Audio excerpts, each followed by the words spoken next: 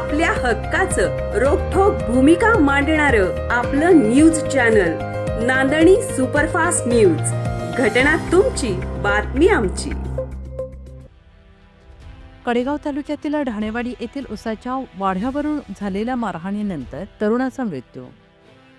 कडेगाव तालुक्यातील ढाणेवाडी येथे उसाच्या वाढ्याच्या किरकोळ वादातून झालेल्या मारहाणीनंतर एका तरुण शेतकऱ्याचा मृत्यू झाल्याची धक्कादायक घटना घडली असून विनायक प्रभाकर ढाणे वय वर्ष 35 राहणारा ढाणेवाडी असं मृत शेतकऱ्याचं नाव आहे. या घटनेमुळे संपूर्ण गावात तणावाचं वातावरण असून पोलिसांकडून कसून तपास सुरू आहे. ढाणेवाडी येथे विनायक यांच्या चुलत्यांची ऊस शेती आहे.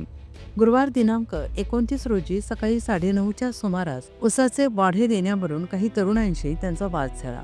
हा वाद विकोपाला गेल्याने संबंधित तरुणांनी विनायक यांना लाथाबुक्क्याने बेदम मारहाण केली. मारहाणीनंतर विनायक यांची प्रकृती अचानक खालवली.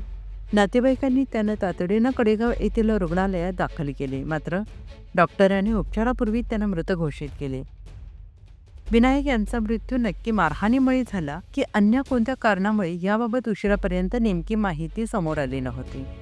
उत्तरीय तपासणीचा अहवाल प्राप्त झाल्यानंतरच मृत्यूचं नेमकं कारण स्पष्ट होईल, असे पोलिसांनी सांगितले आहे. दरम्यान किरकोळ वादातून एका तरुण शेतकऱ्याचा बळी गेल्याने कडेगाव तालुक्यात हळहळ व्यक्त होते आहे. हल्लेखोरांना तातडीनं अटक करून त्यांच्यावर खुनाचा गुन्हा दाखल करण्याच्या मागणीसाठी ढाणेवाडी ग्रामस्थांनी कडेगाव पोलीस ठाण्यासमोर रात्री उशिरापर्यंत ठिय्या मारला होता. जोपर्यंत कारवाई होत नाही तोपर्यंत मृतदेह ताब्यात घेणार नाही असा पवित्रा ग्रामस्थांनी घेतल्याने परिसरात मोठा बंदोबस्त तैनात करण्यात आला होता.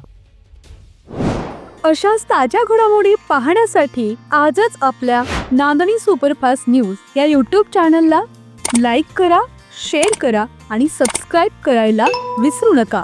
नांदणी सुपरफास्ट न्यूज, घटना तुमची, बातमी आमची.